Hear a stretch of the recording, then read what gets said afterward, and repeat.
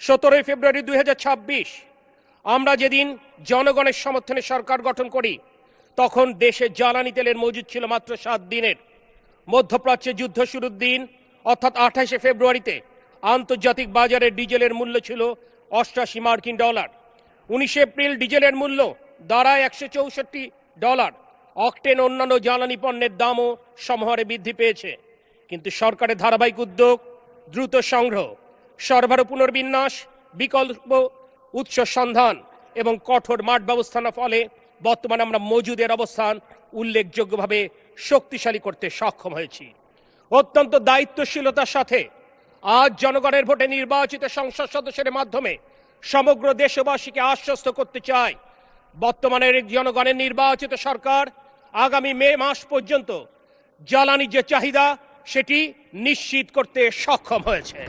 আমরা এখন আগামী জুন এবং জুলাই মাসের জ্বালানি চাহিদা পূরণের প্রস্তুতি গ্রহণ করছি। মাননীয় স্পিকার, আমি এ সংক্রান্ত কিছু তথ্য এই মহান জাতীয় সংসদে উপস্থাপন করতে চাই। আন্তর্জাতিক বাজারে 2026 সালের 2 ফেব্রুয়ারি ডিজেলের মূল্য ছিল $82.05, যেটি 27 ফেব্রুয়ারি যুদ্ধ শুরুর আগে দাঁড়ায় $88.04। 17 এপ্রিল 2026 সর্বশেষ প্রকাশনা অনুযায়ী এটির মূল্য দাঁড়ায় $162.93 মার্কিন ডলার। আর 1 এপ্রিল থেকে 17 এপ্রিল 2026 এখানে যদি গড় মূল্য বিবেচনা করা হয় তাহলে এটির মূল্য দাঁড়ায় $208.74, যেটি মার্চে গড় মূল্য ছিল $186.59। অর্থাৎ যুদ্ধ শুরুর পর ডিজেলের মূল্য বৃদ্ধি পেয়েছে আন্তর্জাতিক বাজারে 142.73%, অকটেন সেখানে 72.23%, জেট ফুয়েল 143.08% বৃদ্ধি পেয়েছে। মাননীয় স্পিকার, এই যুদ্ধ পরিস্থিতির পর অন্যান্য দেশগুলো কি উদ্যোগ নিয়েছে আমরা যদি দেখি তাহলে আমরা দেখব পাকিস্তানে অকটেনের মূল্য বৃদ্ধি পেয়েছে 38%, যেখানে ডিজেলের মূল্য তারা বৃদ্ধি করেছে 40%। ভারতের মূল্য দেখলে মনে হবে যে তারা মূল্য বৃদ্ধি করেনি, কিন্তু তারা শুল্ক কাঠামোর পুনর্বিন্যাস ঘটিয়ে মূল্য স্বাভাবিক রাখবার চেষ্টা করে যাচ্ছে। শ্রীলঙ্কায় অকটেনের মূল্য বৃদ্ধি পেয়েছে 44%, ডিজেলের মূল্য 35%। একইভাবে অবাক করা কথা যে মার্কিন যুক্তরাষ্ট্রে বিশাল তেলের মজুদ নিয়েছে সেই যুক্তরাষ্ট্র আজকে তার অকটেন মূল্য বৃদ্ধি পেয়েছে 50% এবং ডিজেলের মূল্য বৃদ্ধি পেয়েছে 50%। সেখানে আমাদের এই প্রিয় মাতৃভূমি বাংলাদেশে আন্তর্জাতিক বাজারের সাথে সমন্বয় রেখে মাত্র আমরা পেট্রোল, ডিজেল, অকটেনের মূল্য 10 থেকে মাত্র 17% বৃদ্ধি করেছি। যদিও যুদ্ধ শুরুর প্রথম 45 দিন বাংলাদেশের খেটে খাওয়া কৃষক, যারা এই বাংলাদেশের অর্থনীতির মূল চালিকা শক্তি, তাদের সেচের কথা বিবেচনা করে এই সরকার মূল্য সমন্বয়ের প্রচন্ড চাপ থাকবার পরেও মূল্য সমন্বয় করবার চিন্তা করেনি। 14 এপ্রিল এর পরে যখন সেচের জন্য বিদ্যুৎ এবং ডিজেলের চাহিদা কমা শুরু করেছে তখন বাস্তবতার নিরিখেই মূল্য সমন্বয় করতে হয়েছে। সমালোচকেরা অনেক কথা বলতে পারেন, কিন্তু যদি এই মূল্য সমন্বয় আমরা না করতাম তাহলে আলটিমেটলি এই দেশের খেটে খাওয়া কৃষকের জন্য ভর্তুকি মূল্যে সার, বীজ, কীটনাশক সরবরাহ করা সম্ভব হতো না। এদেশের প্রান্তিক জনগোষ্ঠী যারা সরকারি হাসপাতালে চিকিৎসা গ্রহণ করে তাদের জন্য বিনামূল্যে ঔষধ সরবরাহ করা সম্ভব হতো না।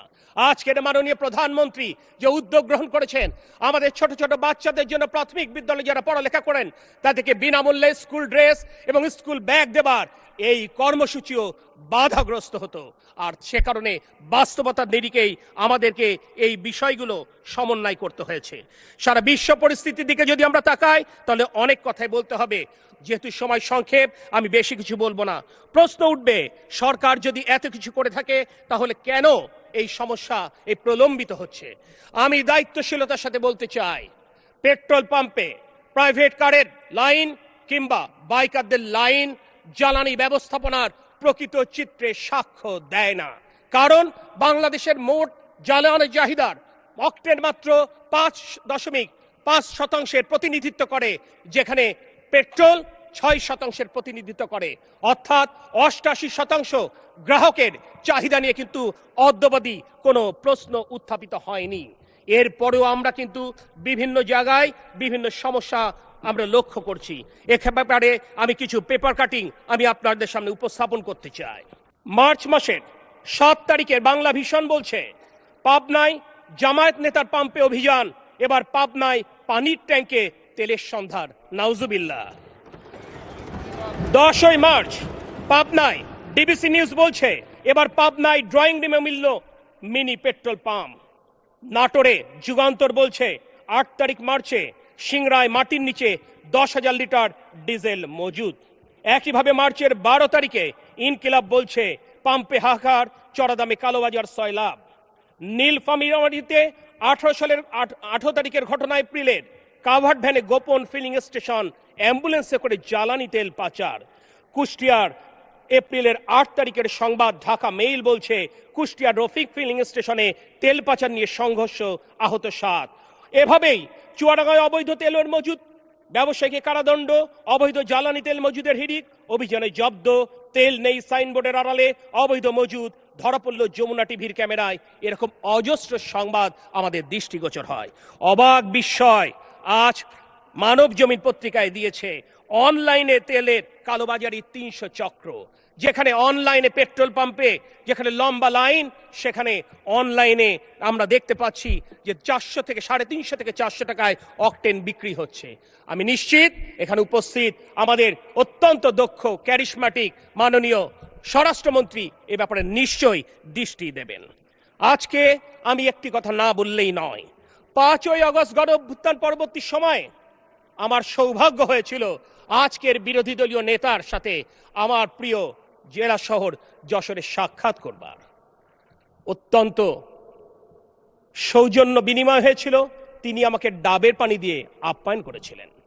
1.5 বছর পর যখন সংসদে মাগরিবের নামাজে বিরতিকে একদিন দেখা হলো, আমাকে অবাক করে দিলেন। তিনি আমার নাম বলে সম্বোধন করলেন।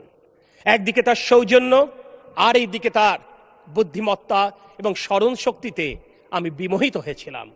কিন্তু আমি খুশি হতাম যদি তিনি স্নেহের আলিঙ্গনে আমাকে আলিঙ্গন করে এই সমস্যা সমাধানের জন্য পরামর্শ, তার পরামর্শে আমি যেমন স্বস্তি পেতাম, ঠিক একইভাবে দেশবাসী উপকৃত হতো। যথার্থই মাননীয় বিরোধী দলীয় নেতা বলেছেন, এটি আজ অভিযোগের বিষয় নয়, এটি কাউকে বিচারের কাঠগড়ায় দাঁড় করাবার বিষয় নয়, এটি সবাই মিলে সমস্যার সমাধানের ব্যাপার। আর তাই আজকে এই মহান জাতীয় সংসদে দাঁড়িয়ে আমি মাননীয় বিরোধী দলীয় নেতার মাধ্যমে এবং আপনার মাধ্যমে সকল সংসদ সদস্য বলতে চাই, যদি আপনাদের কাছে কোনো সুস্পষ্ট পরিকল্পনা থাকে, আমরা সেই পরিকল্পনা গ্রহণ করতে সদা প্রস্তুত।